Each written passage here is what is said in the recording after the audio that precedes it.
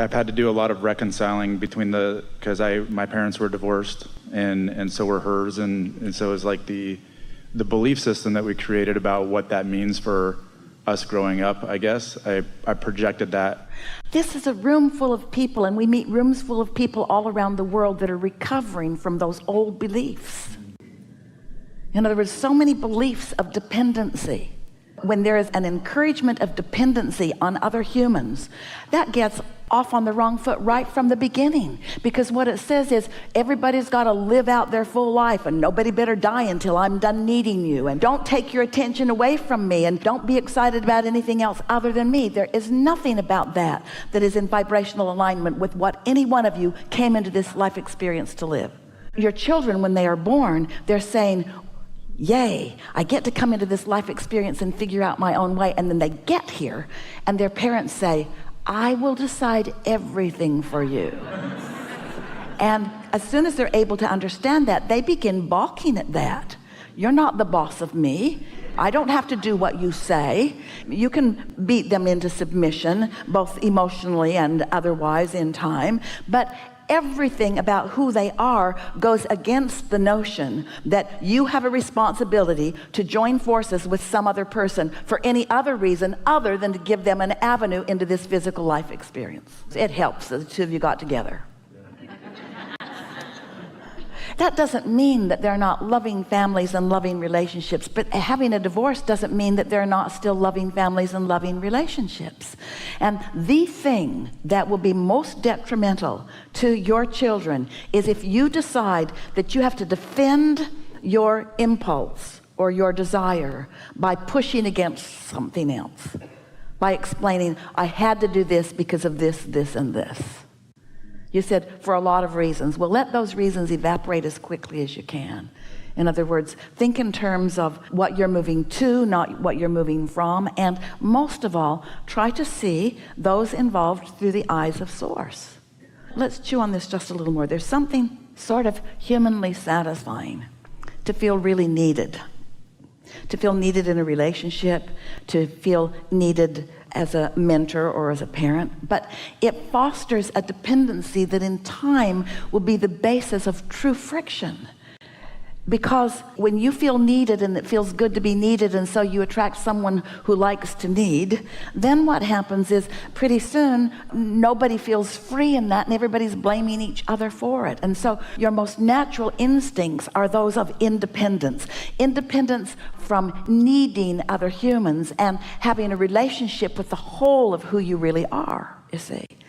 And so it is such a wonderful thing to watch your children, and you will watch them. There will be a time, and not so far from now, that you will acknowledge this was good for them in these ways, in this way, and this way, and this way, and this way, and this way.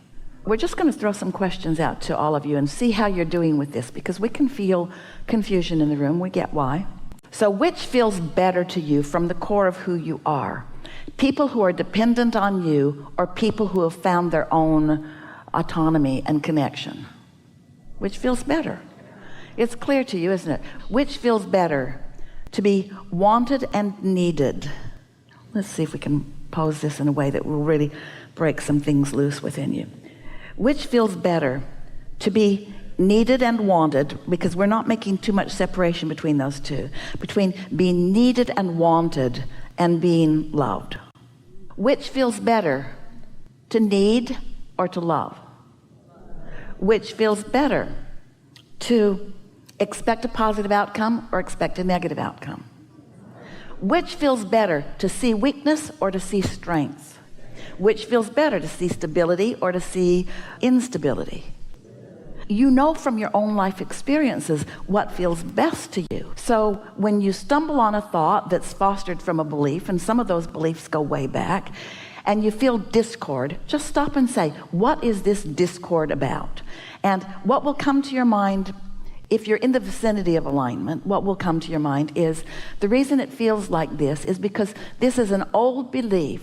This is a belief that is fostered by a world that wants to encourage dependency for the small satisfaction that there is in being needed. What a big price you've been paying for that small satisfaction in being needed. Do you really want your children to need you, or do you want them to stand strong and just adore life, adore their life, adore you, adore their mother? In other words, don't you want that? And none of that's on the table. This is not either or. Stay and ruin their lives, or go and ruin their lives. You're not in charge of whether they have a good life or whether they don't have a good life. You're in charge of whether you do, and you teach by the clarity of your example. So if you make a decision that you're going to go, and then you go and you feel guilty, or you go and you worry about them, then what example are you offering? But if you go and you stay in alignment, and you go and you still love yourself, and you go and you still love their mother, and you go and you still love them, what example are you setting?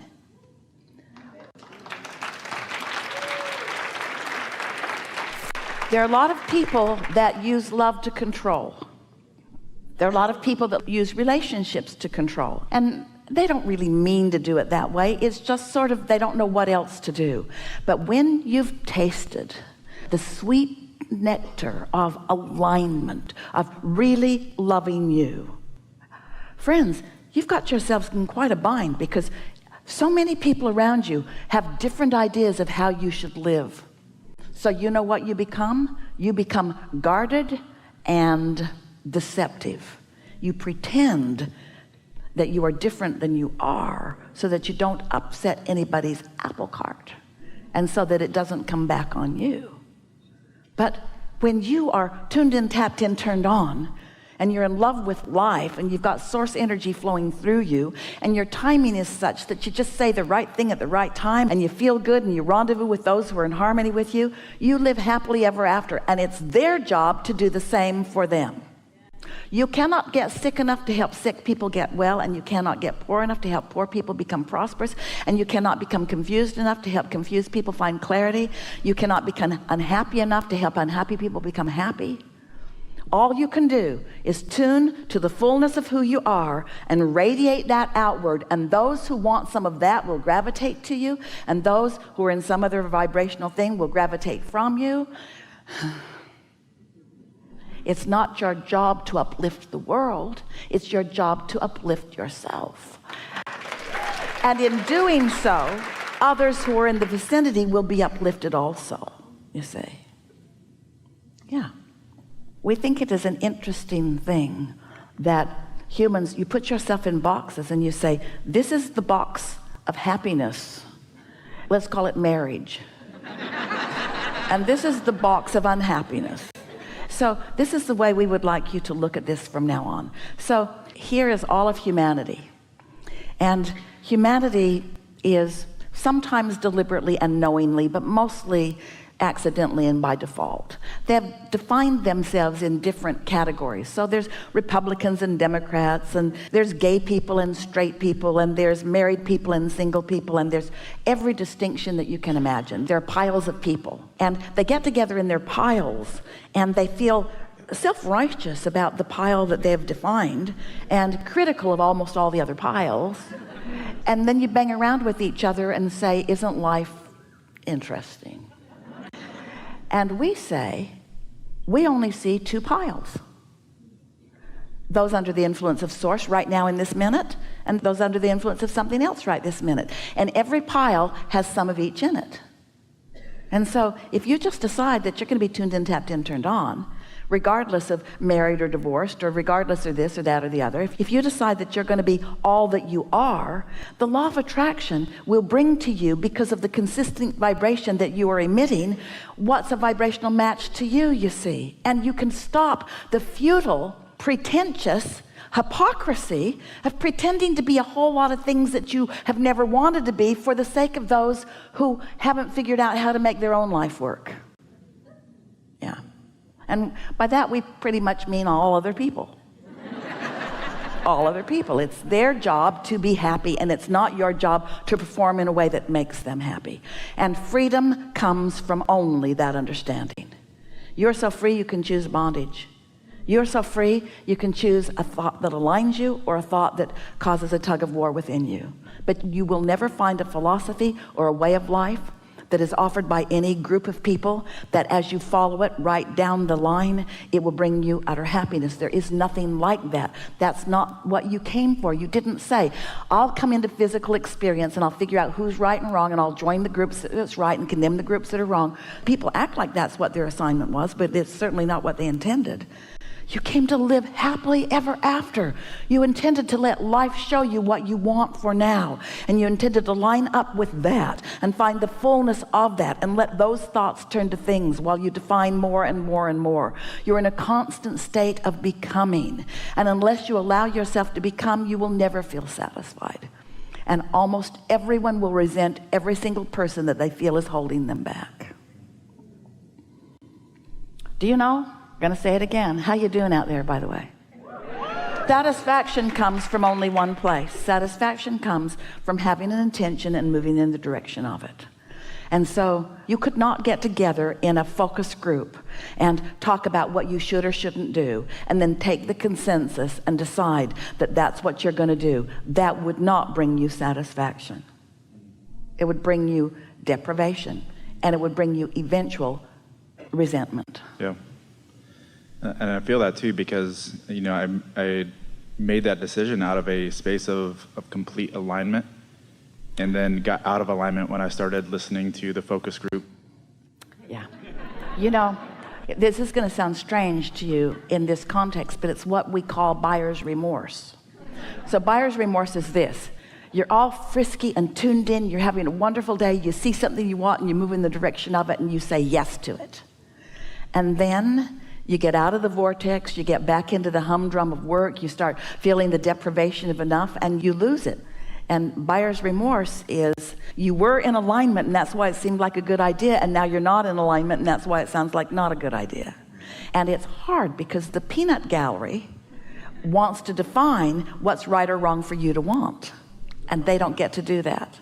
Which brings you around to the most significant thing that someone who's decided to live happily ever after will have to come to know. And that is, you have to give up on caring whether other people get you or not. Because other people are so diverse that they can't all get you. And then how do you decide which ones you want to get you? And then you have to analyze them to see if they're worth you letting them get you. And then you run around from group to group trying to decide if you've given yourself over to a group that's asking. It's an impossible situation. Or you can be who you are and line up with who you are and radiate your clarity and love and appreciation of life to anyone who gets near you. And those who aren't ready for that, they'll bounce the other way. They will.